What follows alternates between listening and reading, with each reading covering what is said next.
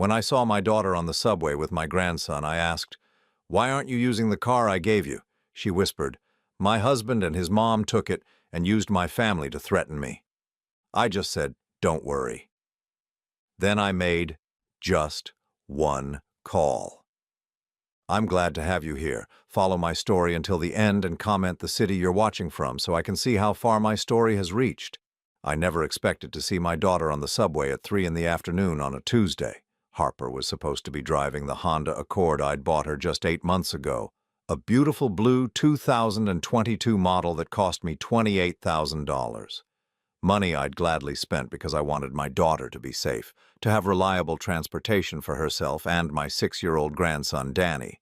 But there she was, squeezed between a businessman reading his phone and an elderly woman with too many shopping bags, holding Danny's small hand tightly as the train swayed through another tunnel. Her hair, once bright and full of life, hung limply around her face. She looked thinner than I remembered, her cheekbones more pronounced, her eyes carrying a weight I hadn't seen since her mother died when she was 12.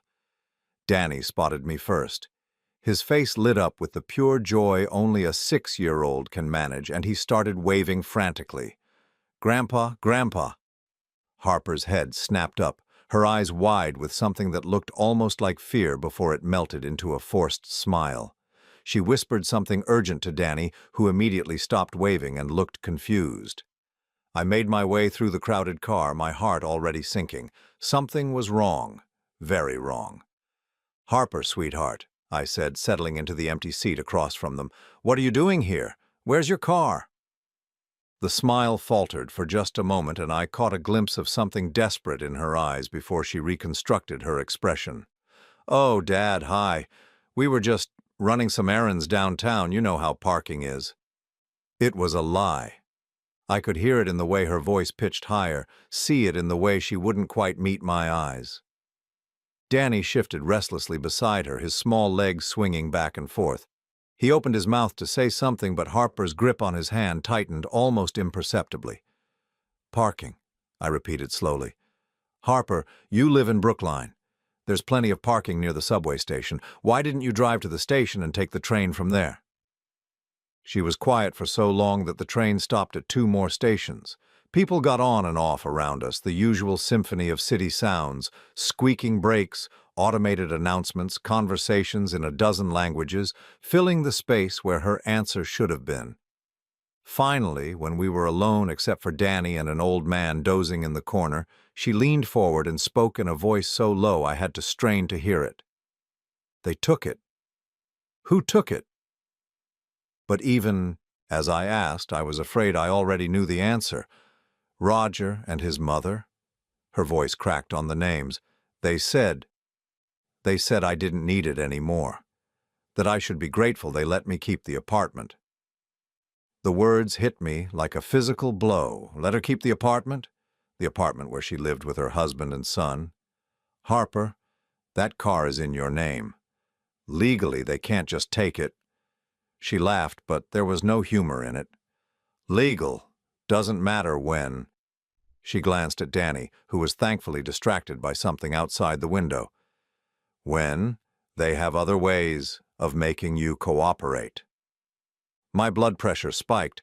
I'd been a lawyer for 38 years before retiring 3 years ago. I knew manipulation when I saw it, knew the signs of financial abuse, emotional control. But this was my daughter.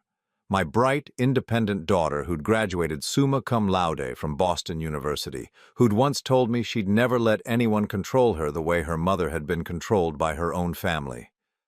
"What kind of ways, Harper?" She was quiet again, her fingers nervously smoothing Danny's hair. When she finally looked at me, her eyes were swimming with tears she was fighting desperately not to shed. Roger knows things about our family, about you, things Diane found out somehow.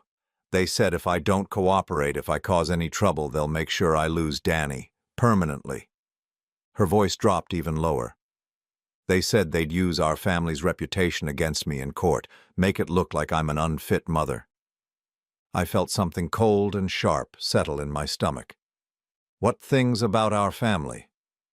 But Harper shook her head quickly. "I can't. Not here." Not with Danny.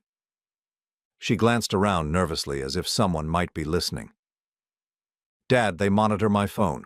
They check my bank accounts. I haven't been able to call you or see you without permission in over 2 years. 2 years. 2 years since our regular Sunday dinners had mysteriously stopped. 2 years since she'd stopped returning my calls promptly, always texting back with excuses about being busy or tired. I'd thought she was just adjusting to motherhood, to married life. I'd given her space when I should have been paying attention. Harper, listen to me. I kept my voice calm, controlled, the way I'd learned to do in court when everything was falling apart. This is going to stop. Today. She shook her head, frantically. No, Dad, you don't understand. They're too smart. They've thought of everything. Roger's mother, she's done this before. She knows exactly how to make it look like I'm the problem. Done what before? But the train was slowing down, and I could see Harper tensing up. She pulled out an old flip phone, not the iPhone I knew she'd had, and checked the time. I have to go, she said, gathering Danny's small backpack. I was only supposed to be gone for an hour. If I'm late, they'll want to know why. Harper, wait. But she was already standing, Danny's hand in hers. As they moved toward the doors, she turned back to me one last time. The expression on her face was one I'd seen in my courtroom too many times, the look of someone who'd given up hope, who'd accepted that their situation was permanent. Don't worry about me, Dad, she whispered. I'm handling it. The doors slid shut between us, and I watched through the window as she walked away, her shoulders hunched as if she were carrying an invisible weight. Danny looked back once, waving at me through the glass before his mother pulled him out of sight. I sat in that empty subway car for 3 more stops, my mind racing. My daughter was in trouble. Real trouble. The kind that required more than a father's love and good intentions to fix. But Harper was wrong about one thing. I wasn't going to worry about her. Worrying was passive, helpless. What I was going to do was much more active. I pulled out my phone and scrolled through my contacts until I found the number I needed. A number I'd hoped I'd never have to use, but had kept just in case. It rang twice before a familiar, gruff voice answered. Morrison Investigations. Detective Morrison, I said, my voice steady despite the storm raging inside me. It's Michael Brennan. I need your help. There was a pause, then a low whistle. Michael, it's been, 5 years since the Patterson case? Something like that. Listen, Tom, this is personal. It's about my daughter. What kind of personal? I looked out the subway window at the city rushing by, thinking about Harper's hollow eyes, her forced smile, the way she'd flinched when I asked about the car. The kind where someone is going to pay. The call with Detective Morrison had been brief but productive. He'd agreed to meet me the next morning, but I couldn't wait that long to start putting pieces together. I spent that evening in my study, surrounded by the legal pads and case files that had been my tools for nearly 4 decades, trying to reconstruct when everything had gone wrong. The truth was, I'd seen the signs. I'd just chosen to ignore them. It started small, the way these things always do. 3 years ago, when Danny was 3, Harper began canceling our Sunday dinners. Just occasionally at first. Roger had work commitments, Danny wasn't feeling well, they'd been invited to his mother's house instead. Reasonable excuses, the kind any busy family might have. But then the cancellations became more frequent and the excuses became more elaborate. Roger had been promoted and needed to work weekends. Diane, his mother, had health problems and needed Harper's help. Danny was having trouble adjusting to preschool and needed quiet weekends at home. I should have pushed harder, should have insisted on seeing my daughter and grandson. But I'd been trying to be respectful, trying to give them space to build their own family traditions. After all, Harper was 32 years old, or be a grown woman capable of making her own decisions. The first real warning sign came 18 months ago, during one of our increasingly rare phone conversations. Harper had called me on a Wednesday afternoon, her voice tight with stress. Dad, I need to ask you something, and I need you to be honest with me. Of course, sweetheart. What is it? Did you ever tell Roger that you thought he wasn't good enough for me? The question had caught me completely off guard. What? No, Harper. Why would you think that? He says you told him at our wedding that you were worried about my future with him, that you thought I was settling. I'd been quiet for a long moment, searching my memory. The wedding had been 7 years ago, a small ceremony at the Brookline Country Club. I'd been nothing but polite to Roger, had even made an effort to include him in conversations about baseball and his job at the dealership. Harper, I never said anything like that to Roger, ever. But he was so specific about it.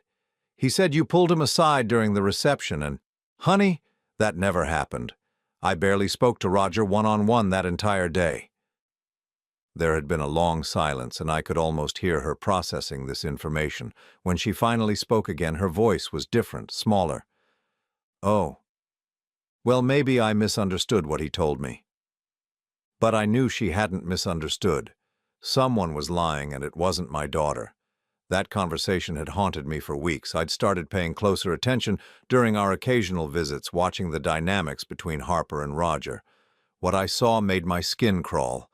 The way Roger would interrupt Harper mid-sentence, then apologize with a laugh, saying she got confused sometimes. The way he'd speak for her when I asked her direct questions. The way Harper would glance at him before answering, as if seeking permission. Most unsettling was the way he'd positioned himself as the reasonable one, the patient husband dealing with a wife who was still adjusting to married life, and a little overwhelmed by motherhood. He painted Harper as fragile, emotional, prone to misremembering things, and I'd bought it. God help me. There were moments when I'd actually believed him. The financial control had been even more subtle. It started with Roger suggesting that Harper didn't need her own credit card since they shared accounts. We're married, he'd said with that boyish smile of his.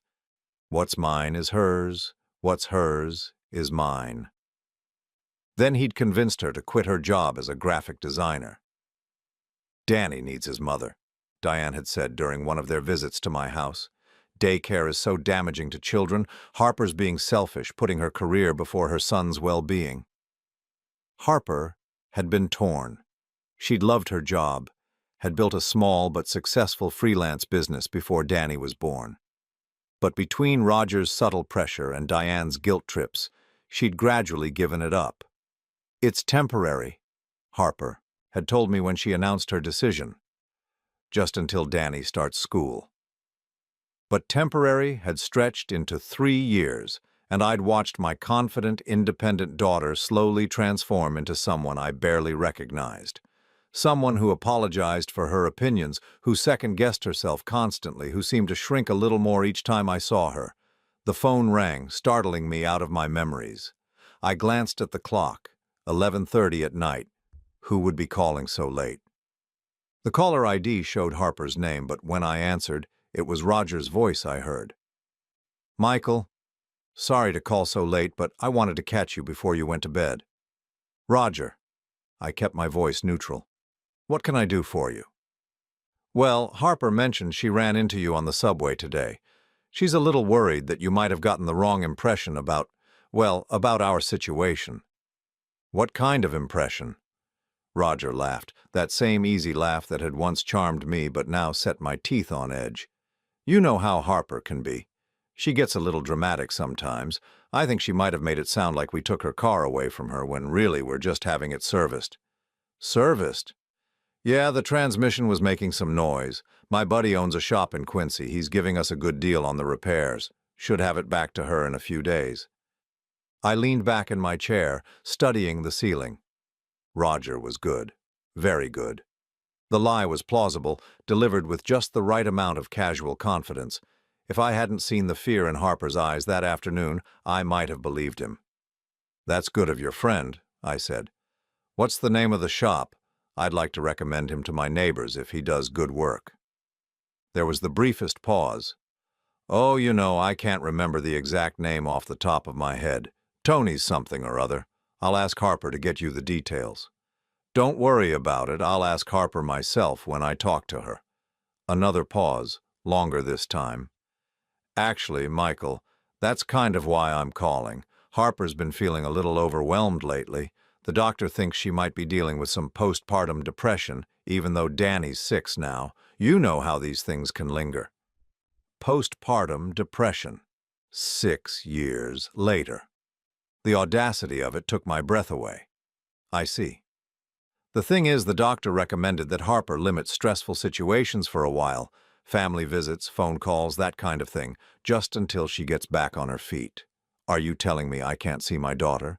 Of course not. Roger's voice carried just the right note of wounded innocence. I would never presume to interfere with your relationship with Harper. I'm just asking that you maybe give her some space right now, for her own good. For her own good? The manipulation was so naked, so blatant that I almost laughed out loud. I appreciate your concern for Harper's well-being, I said carefully, but I think I know my daughter well enough to judge what's best for her. Of course you do, Roger said quickly. I didn't mean to imply otherwise. It's just that, well, Diane has some experience with these kinds of mental health issues. She's been such a help to Harper, really guiding her through this difficult time. Diane. Roger's mother. The woman who'd never liked Harper from the moment they'd met. The woman who'd made snide comments about Harper's weight during her pregnancy, who'd criticized her parenting at every opportunity, who'd somehow convinced Harper that she needed guidance from someone who clearly resented her existence. I'm sure Diane means well, I said. She does. We all do. We just want what's best for Harper and Danny. So do I. There was a long silence. When Roger spoke again, his voice had lost some of its warmth. Of course. Well, I should let you get some sleep. Thanks for understanding about the car situation. I'll make sure Harper explains everything when she's feeling more like herself. The line went dead. I sat in my study for a long time after that, staring at the phone and thinking about patterns, about the way predators isolated their prey, cut them off from support systems, made them dependent. I thought about the conversation I'd had with Harper 18 months ago, about Roger's claim that I'd insulted him at their wedding, about how Harper's voice had changed when I'd denied it, how she'd sounded like someone who was just beginning to realize she'd been lied to. Most of all, I thought about the fear in her eyes on the subway, and the way she'd looked around nervously as if someone might be watching. Someone was watching, someone was always watching, but two could play that game. I reached for my phone and scrolled through my contacts again, this time looking for a different number, one I hadn't called in years but knew would still be active. It rang 4 times before a sleepy voice answered. Marcus Webb. Marcus, it's Michael Brennan. I'm sorry to call so late, but I need a favor. Marcus was a private investigator I'd worked with on several difficult divorce cases. Discreet, thorough, and completely without scruples when it came to protecting his clients' interests. Michael, Jesus, what time is it? Late. Listen, I need you to look into someone for me. Roger Castellano, mid-30s, works at a car dealership in Newton. I want to know everything, his financial history, employment record, previous relationships, everything. There was a pause as Marcus woke up fully. This personal or professional? Personal. And Marcus, I need it fast. How fast? I thought about Harper's hollow eyes, about the fear in her voice when she'd told me about the threats. Yesterday. Detective Morrison looked exactly the same as he had 5 years ago, when we'd worked together on the Patterson custody case. Still built like a linebacker, still wearing the same style of rumpled brown jacket, still carrying himself with the quiet confidence of someone who'd seen every kind of human ugliness and lived to tell about it. We met at Murphy's Diner on Commonwealth Avenue, a place where the coffee was strong and the booths were deep enough to have private conversations. I'd arrived 10 minutes early, but Morrison was already there, nursing a cup of black coffee and reading through a manila folder that was thicker than I'd expected. You work fast, I said, sliding into the booth across from him. When Michael Brennan calls in a favor, I pay attention. He closed the folder and looked at me with those sharp gray eyes that had intimidated countless witnesses over the years. Tell me about your daughter. I told him everything, about the subway encounter, about Harper's fear, about the phone call from Roger. Morrison listened without interrupting, occasionally making notes on a small pad. When I finished, he was quiet for a long moment. How much do you know about your son-in-law's previous relationships? Not much. Harper mentioned he'd had a serious girlfriend before her, but they broke up because she moved away for work. Why? Morrison opened the folder and pulled out a photograph. It showed a young woman with dark hair and nervous eyes sitting in what looked like a police station. This is Amanda Walsh. She dated Roger for 3 years. From 2011 to 2014, she filed a restraining order against him in January of 2015. My blood chilled. What happened? According to the police report, Roger had been controlling her finances, monitoring her communications, and threatening to harm himself if she left him. Sound familiar? It sounded very familiar. I stared at the photograph, seeing echoes of Harper's hollow expression in this stranger's face. There's more, Morrison continued, pulling out another file. Jessica Martinez dated Roger from 2015 to 2017. No restraining order, but she did file a complaint with the Better Business Bureau about Roger's mother. Diane, what kind of complaint? Diane apparently convinced Jessica to invest $15,000 in a business venture that never materialized.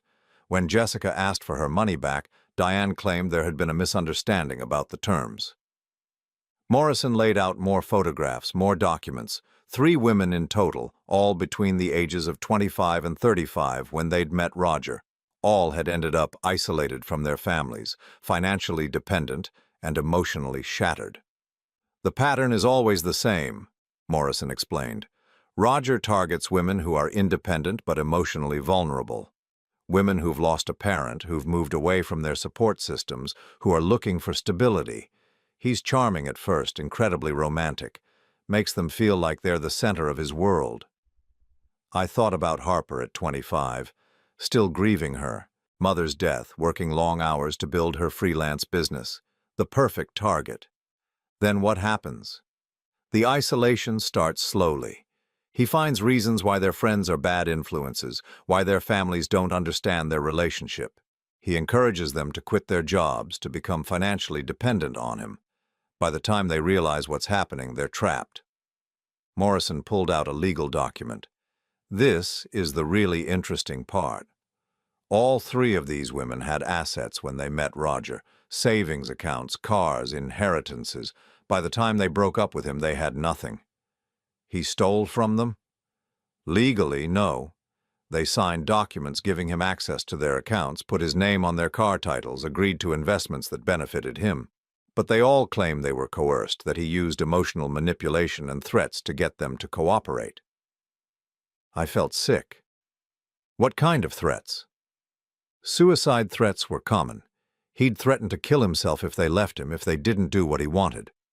Amanda Walsh told police that Roger once stood on the edge of a highway overpass, threatening to jump unless she agreed to take out a loan to pay off his gambling debts. And they all believed him? Morrison's expression was grim. Michael, you've been practicing law long enough to know how manipulation works. These women weren't stupid or weak. They were systematically broken down over a period of years. Roger is very, very good at what he does. What about his mother? Diane's role in all this? That's where it gets really ugly. Diane provides the legitimacy, the motherly approval that makes the whole thing seem normal. She's the one who convinces these women that Roger's behavior is acceptable, that they're overreacting to his protective instincts. She also handles the financial scams, the fake business investments, the emergency loans that never get repaid. Morrison pulled out another document. This is Diane's credit report.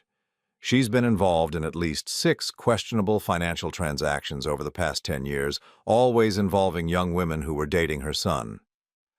I stared at the papers spread across the diner table, feeling a cold rage building in my chest. This wasn't just about Roger being a bad husband.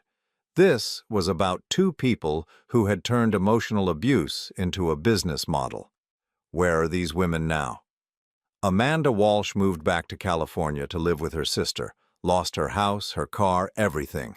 Jessica Martinez is in therapy trying to rebuild her life. The 3rd woman, Kelly Chen, took out a restraining order against both Roger and Diane last year. Last year, while Roger was married to Harper?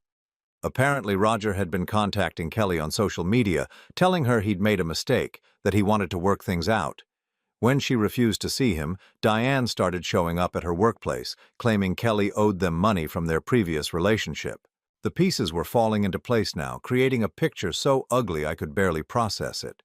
Roger hadn't just been unfaithful to Harper, he'd been running a parallel scheme, trying to rekindle relationships with his previous victims. Does Harper know about any of this? Morrison shook his head. I doubt it. Roger and his mother are experts at compartmentalization. They keep their victims isolated from each other, make each one believe she's special, that the problems in the relationship are her fault. I thought about Harper's voice on the subway, the way she'd said Roger and Diane had threatened to use our family's reputation against her. What kind of leverage do they have over Harper specifically? Morrison consulted his notes. I'm still working on that, but based on the pattern, they've probably convinced her that she's an unfit mother in some way, that she's mentally unstable or financially irresponsible. They create a narrative where the victim is always at fault, always in need of their guidance and control. How do we stop them? That's the tricky part. Everything Roger and Diane do is technically legal. The financial coercion happens gradually with signed documents. The emotional abuse is hard to prove, and they're smart enough to avoid anything that would constitute criminal behavior. Morrison leaned forward, his voice dropping lower. But there's one thing working in our favor. Roger's getting sloppy. The fact that he tried to restart things with Kelly Chen while married to Harper shows he's overconfident, taking bigger risks. What does that mean for Harper?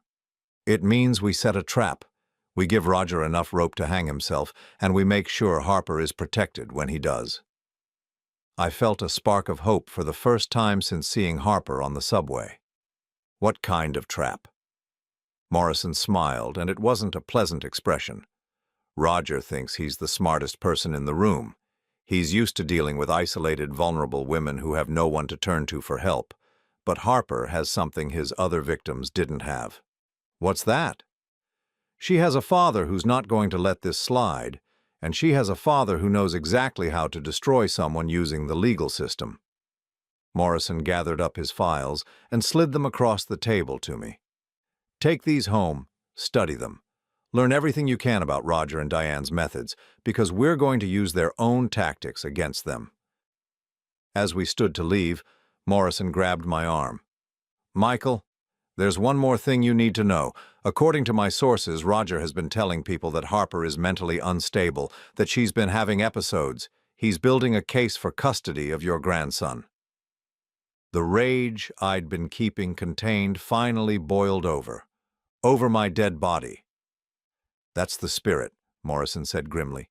Because if we don't stop this now, Roger is going to take everything from Harper, her son, her freedom, her sanity, and based on his track record, he'll probably succeed. I walked out of that diner with a burning determination I hadn't felt since my prosecuting days.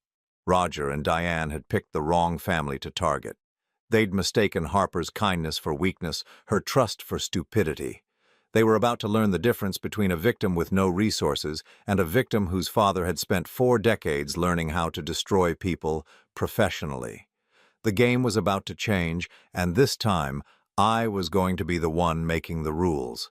I had work to do, phone calls to make, a case to build, and Roger Castellano was about to discover that some fathers don't just get mad, they get methodical.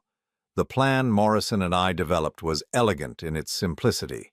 Roger's greatest weakness was his arrogance. He believed he was smarter than everyone around him, more sophisticated than the authorities, more manipulative than his victims' families. We were going to use that arrogance to destroy him. It started with a phone call. I dialed Roger's number at exactly 8:15 on a Friday morning, knowing he'd be at the dealership, probably between customers. I'd rehearsed what I was going to say, but I needed to sound spontaneous, like a concerned father reaching out in good faith. Roger, it's Michael. Do you have a minute to talk? Michael, of course. Is everything okay? The false warmth in his voice made my skin crawl, but I forced myself to match his tone. Everything's fine. I've just been thinking about our conversation the other night, and I wanted to apologize if I seemed resistant to your suggestions about Harper. There was a pause. I could almost hear Roger recalibrating, trying to figure out what angle I was playing. No need to apologize, Michael. I know you love Harper. We all want what's best for her. That's exactly why I'm calling. I've been doing some research about postpartum depression, and I think you might be right about Harper needing professional help. I'd like to contribute to her treatment, maybe help with the medical bills. The silence stretched longer this time. When Roger finally spoke, I could hear the excitement he was trying to hide. That's incredibly generous, Michael. I know Harper would be so grateful for your support. Of course. Family is family, but I want to make sure any money I contribute is used properly, you understand? Absolutely. What did you have in mind? This was the crucial moment. Morrison and I had spent hours crafting this approach, knowing that Roger's greed would override his caution. Well, I was thinking about setting up some kind of trust or medical fund, something that would ensure the money goes directly to Harper's care with proper oversight. I'd probably need to involve my financial advisor, maybe have him meet with you and Harper to discuss the details. That sounds perfect, Roger said quickly. When were you thinking?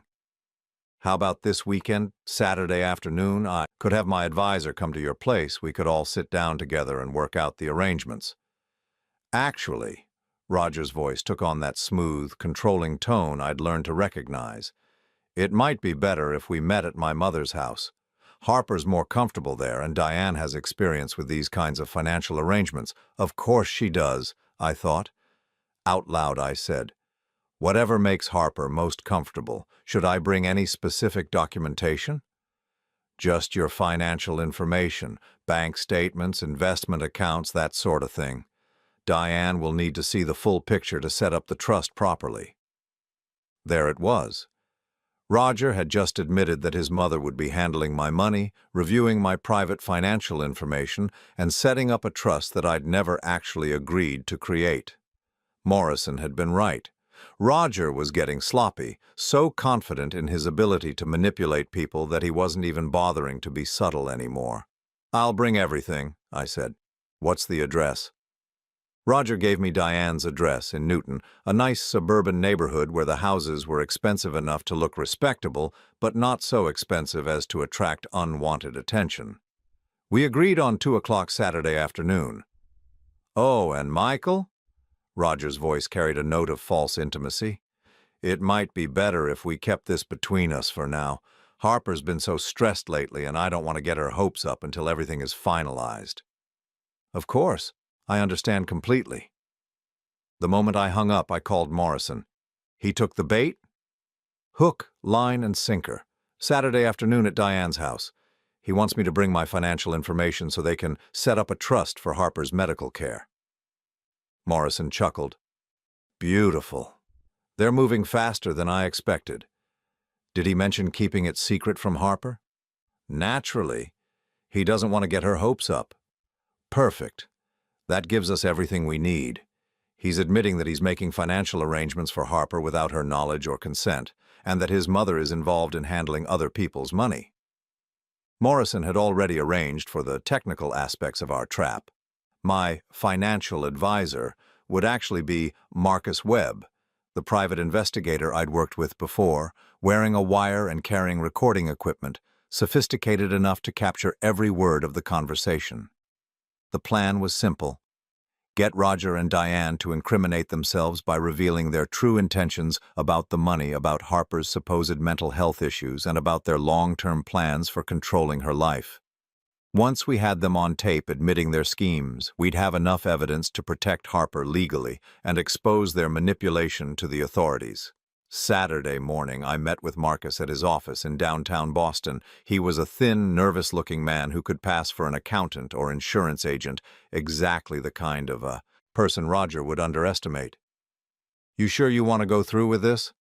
Marcus asked as he fitted me with a small recording device.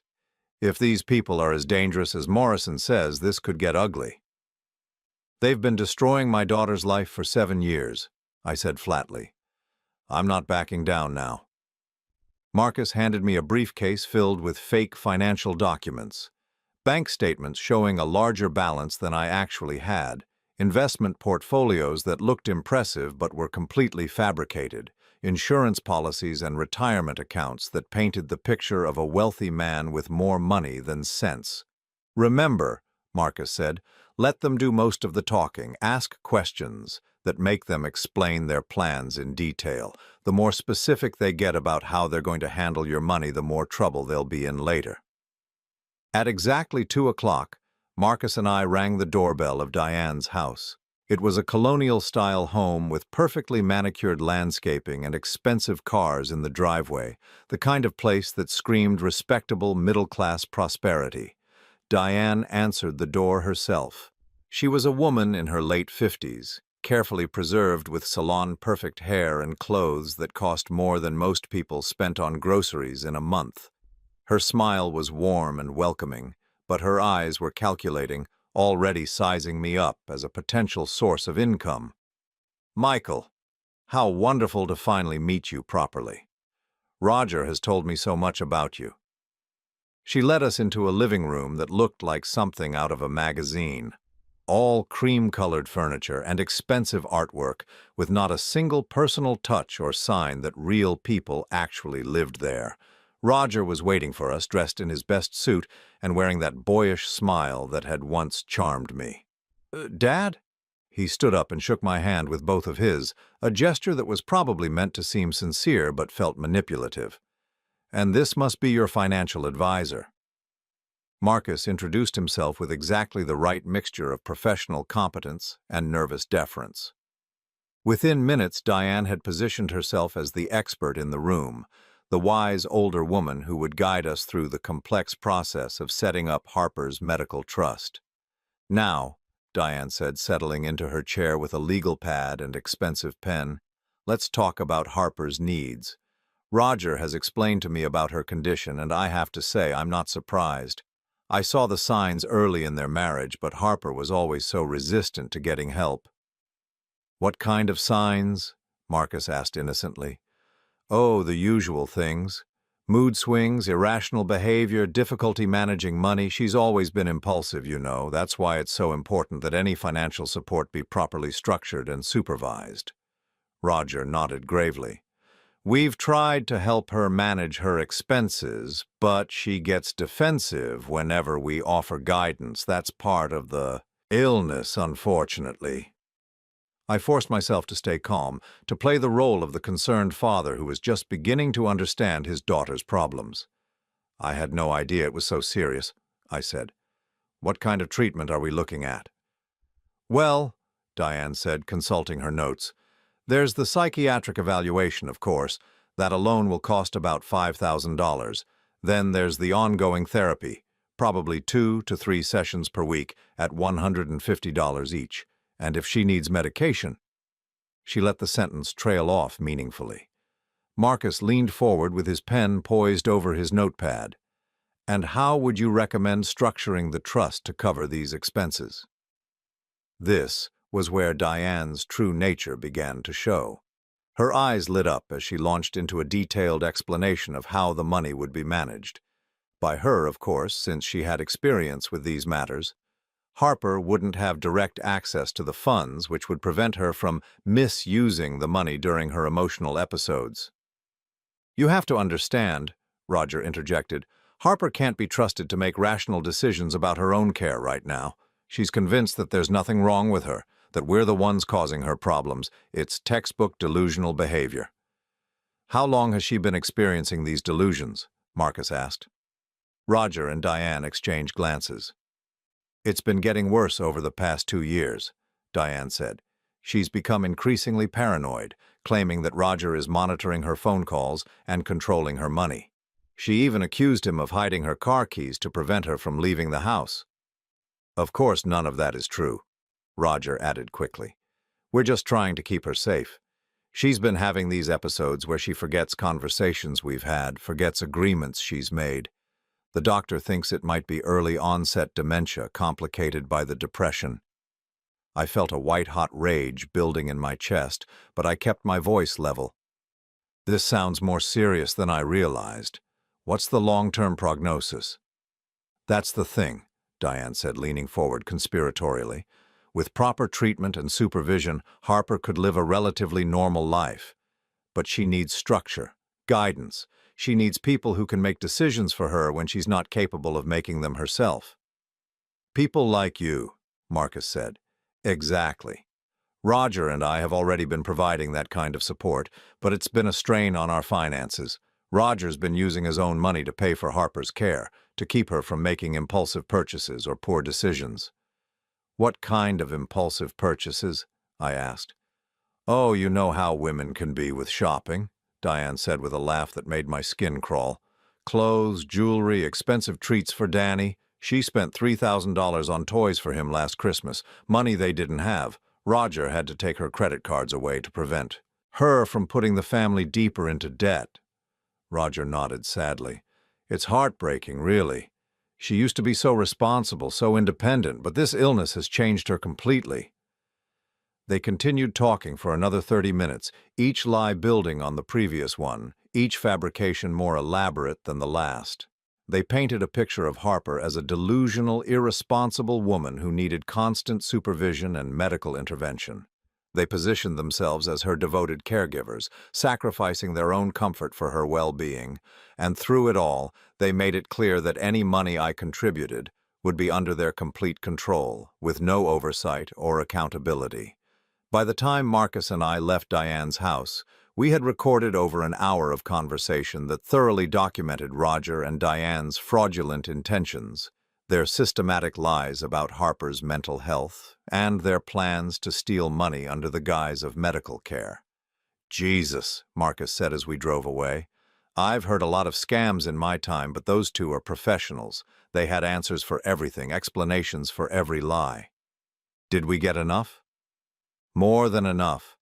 Between what they said today and the evidence Morrison gathered about their previous victims, you've got a solid case for fraud, financial elder abuse, and conspiracy. Any prosecutor in the state would love to take this to trial. But I wasn't thinking about prosecutors or trials. I was thinking about Harper, sitting alone in that apartment, believing she was mentally ill, believing she deserved the treatment she was receiving. I was thinking about my grandson, growing up in a house where his mother was systematically destroyed every single day. And I was thinking about what I was going to do next.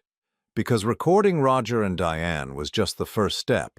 Now came the part where I destroyed them. The confrontation came sooner than I'd expected. I'd planned to wait another week before making my move, to gather even more evidence and ensure that Harper was completely protected before exposing Roger and Diane's scheme. But sometimes life forces your hand, and Sunday morning at 9:30, my phone rang with Harper's number on the caller ID. This time, it was actually Harper calling. "Dad?" Her voice was shaking, barely above a whisper. "Can you come get me, please?" My blood turned to ice. "Harper, what's wrong? Where are you?"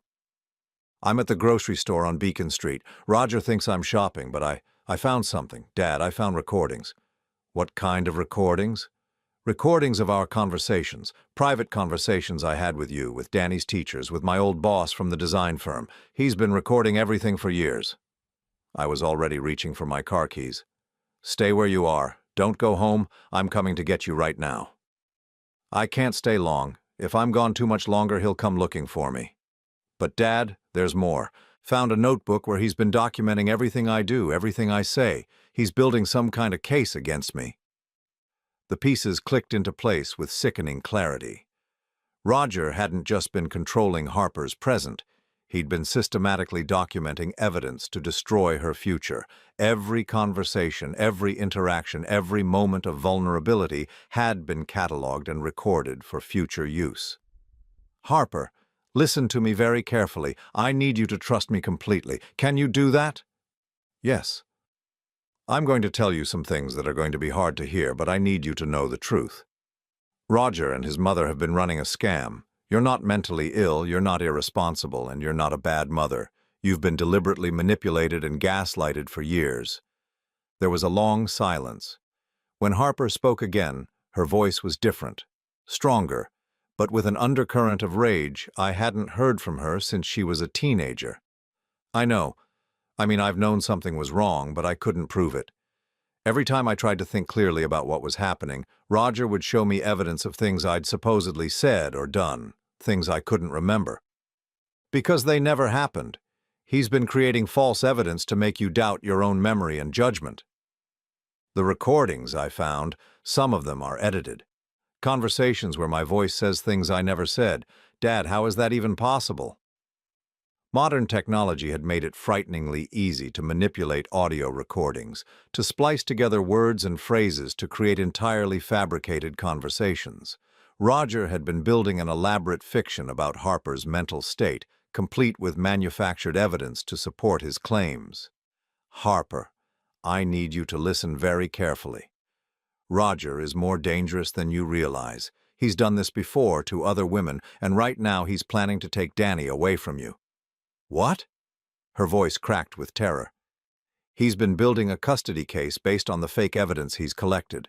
The mental health claims, the financial irresponsibility charges, it's all part of a plan to get full custody of Danny and cut you out completely.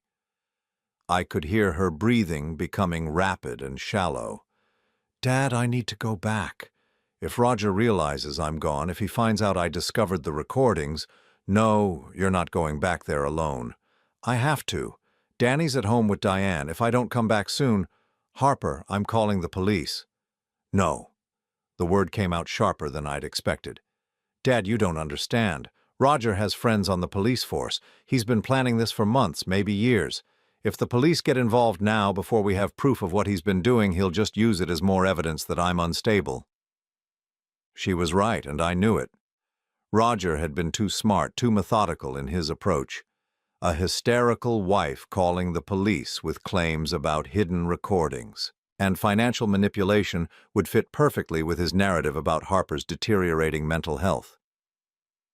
Then what do you want to do? I want to go back and confront him, but I want you to be there when I do it. I want witnesses who can't be discredited or manipulated. It was dangerous. Roger had shown himself capable of elaborate psychological manipulation, but I'd seen enough domestic abuse cases to know that when cornered, manipulators often turned violent. But Harper was right about one thing. We needed to force Roger to show his true nature in front of witnesses who couldn't be dismissed or intimidated. All right. But we do this my way, with protection and backup. I called Morrison immediately. Within an hour, we had a plan. Morrison would position himself outside Roger and Harper's apartment building with recording equipment. I would accompany Harper inside, wearing a wire, while Marcus Webb waited in a car across the street as additional backup. The goal is to get Roger to admit what he's been doing, Morrison explained as we prepared. Harper has the advantage now. She knows about the recordings, but Roger doesn't know that she knows. We want him to incriminate himself. What if he gets violent? Harper asked. That's why your father is going to be there, and why I'm going to be right outside. If things go bad, we'll have plenty of evidence of Roger's true nature. Harper looked pale but determined. Let's do it. The drive to her apartment was the longest 15 minutes of my life. Harper sat beside me, clutching the small recording device she'd taken from Roger's hiding place. A tiny digital recorder that contained hours of manipulated conversations. I keep thinking about all the times he made me feel crazy, she said quietly. All the times I questioned my own memory, my own judgment. He was so good at it, Dad, so convincing. That's what makes him dangerous, but it's also what's going to destroy him. He's so arrogant, so confident in his ability to manipulate people that he doesn't know when to stop. We parked outside the apartment building and took the elevator to the 3rd floor. Harper's hands were shaking as she unlocked the door, but her voice was steady when she called out, "Roger, I'm home." He appeared in the doorway to the living room, that familiar boyish smile already in place, but something flickered in his eyes when he saw me behind Harper. "Michael, what a surprise. Harper didn't tell me you were coming by." "I invited him," Harper said, her voice carefully neutral. "We need to talk." Diane emerged from the kitchen, Danny's hand in hers. My grandson looked confused and a little frightened by the sudden tension in the room. "Grandpa?" Danny ran toward me and I scooped him up, holding him tight. Whatever happened next, I wasn't going to let this little boy be traumatized by it. "Hey, buddy, why don't you go to your room and play for a little while? The grown-ups need to have a boring conversation." Danny nodded and scampered off down the hallway. Once I heard his bedroom door close, Harper pulled out the small recording device and set it on the coffee table. "I found this," she said simply. The change in Roger's expression was instantaneous. The boyish charm vanished, replaced by something cold and calculating. Diane took a step backward, her face going pale. "Harper, sweetheart, what exactly do you think you found?" "Recordings of my private conversations that have been edited to make me sound unstable, irresponsible, delusional." Harper's voice was gaining strength with each word. "Conversations that never actually happened the way they appear on these recordings." Roger looked from Harper to me, his mind clearly racing. "I think there's been a misunderstanding. Those recordings were made for your own protection, Harper. You've been having memory issues, saying things and then forgetting you said them. I was just trying to help you remember." "By editing my voice to make me say things I never said?" "I never edited anything." But his voice had lost its smooth confidence. "If you think the recordings have been tampered with, maybe we should have them examined by a professional." It was a good recovery, but Harper was ready for it. "I already did. I took them to a friend who works in audio production. The editing is obvious once you know what to look for: splice marks, background noise inconsistencies, frequency mismatches."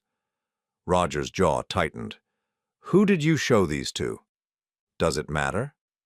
"Harper, you're sick. You're having paranoid delusions about people trying to harm you. This is exactly the kind of behavior the doctors warned us about." "What doctors?" I interjected. "Harper hasn't seen any doctors for mental health issues." Diane stepped forward, trying to regain control of the narrative. "Michael, you don't understand how serious Harper's condition has become. She's been refusing treatment, refusing to acknowledge that she needs help." "The only thing I need help with," Harper said, her voice rising slightly, "is getting you people out of my life." Roger's mask finally slipped completely. "You ungrateful bitch! After everything I've done for you, everything my mother has done, this is how you repay us?" The words hung in the air like a slap. Harper took a step backward, and I moved to stand beside her.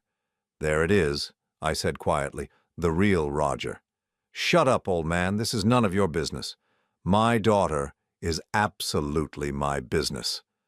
Roger turned back to Harper, his voice dropping to something low and menacing. "You want to play games, Harper? Fine, let's play. You walk out that door, you try to take Danny, and I'll destroy you. I have years of evidence about your mental instability, your drug use, your irresponsible behavior." "What drug use?" Harper demanded. "The prescription medications you've been abusing, the drinking problem you've been hiding, the times you've left Danny alone while you went on shopping binges. None of that is true, and you know it." Roger pulled out his phone and started scrolling through something. "I have photos of you passed out drunk while Danny played unsupervised. I have receipts showing you spending thousands of dollars on unnecessary purchases while I struggled to pay our bills. I have recordings of you threatening to hurt yourself if I didn't give you money for drugs." Every word was a lie. But I could see how devastating this would be in a courtroom, presented to a judge who didn't know Harper, who had no reason to doubt the seemingly comprehensive evidence of her unfitness as a mother. "You made all of that up," Harper said, but her voice was shaking now. "Prove it." Roger's smile was cruel, triumphant. "Go ahead, call the police. Tell them your husband has been systematically documenting your descent into mental illness and substance abuse. See who they believe." That's when Harper surprised everyone, including me. Instead of breaking down, instead of cowering under Roger's threats, she laughed. "You're right," she said. "I can't prove you made those things up, but I don't have to." "What the hell does that mean?" Harper looked at me and I nodded slightly. It was time. "It means," I said, pulling out my phone and opening the recording app, that for the past 10 minutes you've been confessing to fabricating evidence against your wife in front of witnesses." Roger's face went white. "You recorded this conversation?" "Every word, including the part where you called my daughter an ungrateful bitch and threatened to destroy her with fake evidence." Diane made a small, gasping sound. "Roger, you said nothing could be traced back to us." "Shut up, Mother." But it was too late. The damage was done.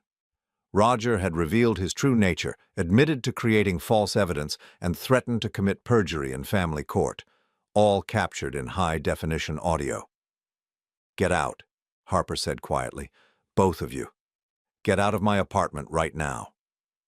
Roger took a step toward her, his hands clenched into fists. "You think this is over? You think some stupid recording is going to save you?" That's when I stepped between them. "Try it, son. I'd love to add assault charges to the fraud and conspiracy charges you're already facing." For a moment, Roger looked like he might actually swing at me. His face was flushed with rage, his breath coming in short gasps.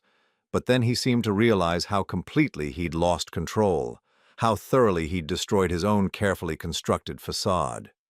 "This isn't over," he said, backing toward the door. "You have no idea what you're dealing with." "Actually," I said, "I know exactly what I'm dealing with.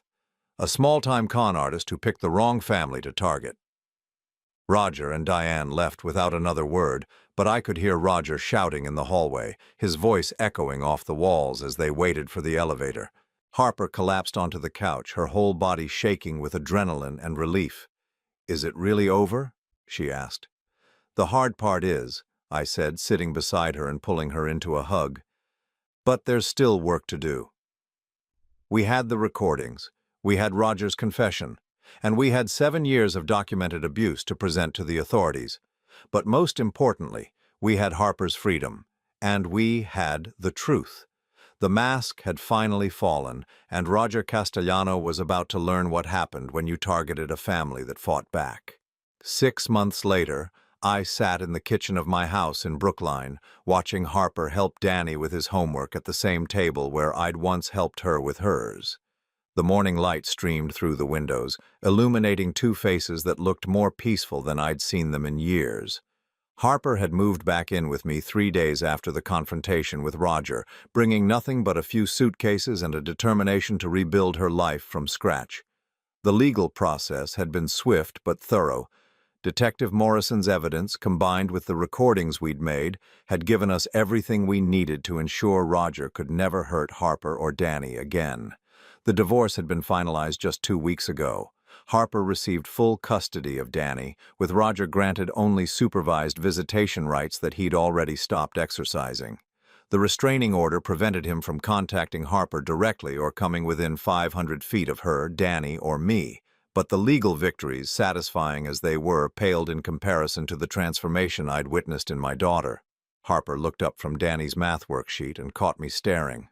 "What?" "You're humming," I said. "I haven't heard you hum in years." She smiled, a genuine expression of contentment that reached her eyes. "I feel like humming. Is that weird?" "It's wonderful." Danny finished his problem and looked up proudly. "Grandpa, look, I got all the multiplication tables right." "That's fantastic, buddy. You're getting as smart as your mom." "Mom's the smartest," Danny said matter-of-factly. "She knows everything." Harper ruffled his hair. "Not everything, sweetheart, but I'm learning." She was learning. Over the past 6 months, Harper had slowly rediscovered who she was underneath 7 years of systematic manipulation. It hadn't been easy. There had been days when she'd questioned every decision, wondered if Roger might have been right about some things, struggled with the guilt and shame that are the lasting wounds of psychological abuse. But with therapy, with distance from her tormentors, and with the unconditional support of family who actually loved her, Harper was finding her way back to herself. The phone rang, interrupting our peaceful morning. I glanced at the caller ID and felt my jaw tighten slightly. "It's Morrison," I told Harper. She nodded. We'd been expecting this call for weeks, ever since the prosecutor's office had informed us that Roger's case was moving forward. "Michael," Morrison's voice was cheerful when I answered. "I've got news, good news. I'm listening." Roger Castellano pled guilty this morning. Fraud, conspiracy, stalking, violation of computer privacy laws, the whole package. He's looking at 2 to 4 years, and he'll be required to pay restitution to all his victims. I felt a wave of satisfaction wash over me. What about Diane? She's cooperating with prosecutors in exchange for a reduced sentence. Apparently she's been running similar scams for over a decade, targeting vulnerable women through her son's relationships. She's providing information about other victims we didn't even know about. Harper had been listening to my side of the conversation, and I could see the relief in her eyes. "It's over?" she asked. "It's over," I confirmed. Morrison continued. "There's more. Roger's been ordered to undergo psychological evaluation and treatment, and the restraining order has been extended for 5 years, renewable if necessary." After I hung up, Harper sat quietly for a few minutes, processing the news. Danny had gone back to his homework, oblivious to the significance of the call. "I thought I'd feel more triumphant," Harper said finally. "But I just feel sad. Sad for the person I used to be, sad for all the time I lost, sad for Danny growing up in that environment." "You can't get those years back," I said gently, "but you can make sure the years going forward are different." "I know, and I am. It's just—" She trailed off, searching for words. "Sometimes I wonder how I let it happen, how I let them convince me I was crazy, that I deserved to be treated that way." It was a question she'd asked many times in therapy, a question that haunted many victims of psychological abuse. The simple answer was that Roger and Diane had been professionals, experts at their craft. But the real answer was more complex. "You let it happen because you're a loving person," I said. "Because you wanted to believe the best about the man you'd married, because you trusted your family to support you. Those aren't weaknesses, Harper. Those are the qualities that make you who you are." "But how do I make sure it never happens again?" "By trusting yourself. By listening to that inner voice that tells you when something isn't right. By remembering that real love doesn't require you to diminish yourself." Harper reached across the table and squeezed my hand. "Thank you. For not giving up on me, for fighting for me even when I couldn't fight for myself." "You never stopped fighting," I said. "You just fought quietly in ways Roger couldn't see or understand. You protected Danny, you maintained your sanity, you survived. That took incredible strength." Danny looked up from his homework. "Are we going to stay here forever, Mom?" Harper and I had discussed this question many times over the past few months. She could afford a place of her own now. Her freelance design business was thriving again, and she'd received a substantial settlement as part of the divorce. But neither of us was eager to break up the family unit that had been healing all of us. "Would you like to stay here?" Harper asked Danny. "Yes, Grandpa makes the best pancakes, and he helps me with my science projects, and he doesn't get mad when I'm loud." Harper laughed, the sound bright and genuine. "Well, if it's okay with Grandpa, I think we can work something out." "It's more than okay," I said. "This house has been too quiet for too long." That evening, after Danny had gone to bed, Harper and I sat on the front porch, watching the sun set over the neighborhood I'd lived in for 30 years. It was the same porch where I'd taught her to ride a bike, where we'd had countless conversations about school and friends and dreams for the future. "I've been thinking about Mom a lot lately," Harper said, "about what she would think of everything that happened." Harper's mother, my wife Sarah, had died when Harper was 12, a sudden heart attack that had left both of us reeling. Sarah had been the emotional center of our family, the one who'd taught Harper to be kind and trusting and open-hearted. "She would be proud of you," I said. "Proud of your strength, proud of the mother you've become, proud of the way you fought your way back." "Do you think she would have seen through Roger from the beginning?" I considered the question carefully. Sarah had been intuitive about people, but she'd also been generous in her judgments, inclined to give people the benefit of the doubt. "I think she would have been suspicious of anyone who tried to change you," I said finally. "Your mother loved you exactly as you were. She wouldn't have understood why anyone would want to make you smaller or quieter or less yourself. Harper wiped away a tear. I wish she could meet Danny. Really meet him, not just as the scared little boy he was, with Roger, but as the happy, confident kid he's becoming. She does know him, I said, and she knows you. The best parts of her live on in both of you. We sat in comfortable silence for a while, listening to the evening sounds of the neighborhood. Children playing in backyards, dogs barking, the distant sound of a lawnmower. Normal, peaceful sounds that had become precious to us both. Dad? Harper's voice was soft, thoughtful. I want to do something to help other women who are going through what I went through. What did you have in mind? I don't know yet. Maybe volunteer with a domestic violence organization, maybe start a support group. I just know that I can't be the only one who's experienced this kind of manipulation. She wasn't. Morrison had connected us with several of Roger's previous victims, and we'd learned that Harper's experience was disturbingly common.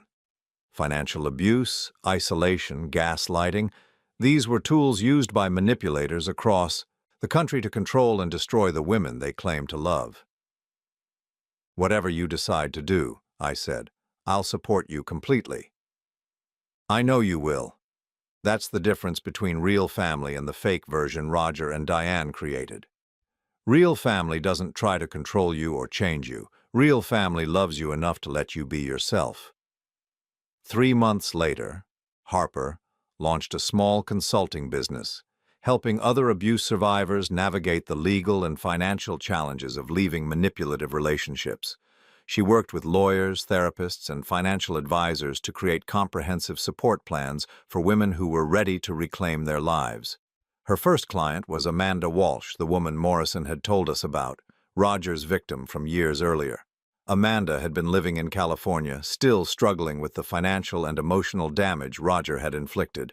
Harper flew out to meet with her, sharing not just practical advice, but the hope that comes from seeing someone who has survived and thrived. It was like looking into a mirror, Harper told me after that first meeting. Not just seeing what Roger had done to her, but seeing how strong she actually was, underneath all the damage. The business grew slowly but steadily. Harper was careful to maintain her boundaries to protect her own healing while helping others. She'd learned the hard way that giving too much of yourself could be dangerous, even when your intentions were good. Danny thrived in our multi-generational household. He started playing Little League baseball, joined the school chess club, and made friends with the neighborhood kids. Most importantly, he began to trust his own voice again, to speak up when he was happy or sad or confused instead of walking on eggshells the way he'd learned to do with Roger. One evening in late spring, almost a year after the confrontation, Danny came to me with a question that caught me off guard. "Grandpa, why did Roger try to hurt Mom?" I'd been dreading this conversation, knowing that eventually Danny would need to understand what had happened in his early childhood. Harper and I had decided to be honest with him, but age-appropriately so. Some people have problems inside themselves that make them want to control other people, I said carefully. Roger had those kinds of problems. It wasn't anything your mom did wrong. But why didn't he just get help for his problems? It was such an innocent question, asked with the clarity that only children possess. Sometimes people with those problems don't think they need help. They think everyone else is the problem. Danny nodded solemnly.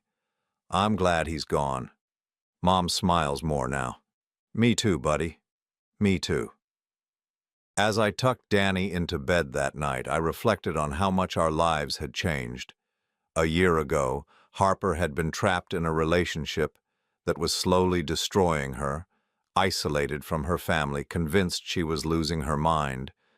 Danny had been a frightened little boy, walking on eggshells, learning that love came with conditions and requirements. Now our house was full of laughter, of genuine affection, of the kind of unconditional love that makes people feel safe enough to be themselves. Harper appeared in Danny's doorway as I finished the bedtime story. "Good night, sweetheart," she said, kissing her son's forehead. "Good night, Mom. Good night, Grandpa. I love you both." "We love you too," Harper and I said in unison. Later, as Harper and I cleaned up the kitchen, she paused in her dishwashing to look at me. You know what the best part of all this is? What's that? I'm not afraid anymore.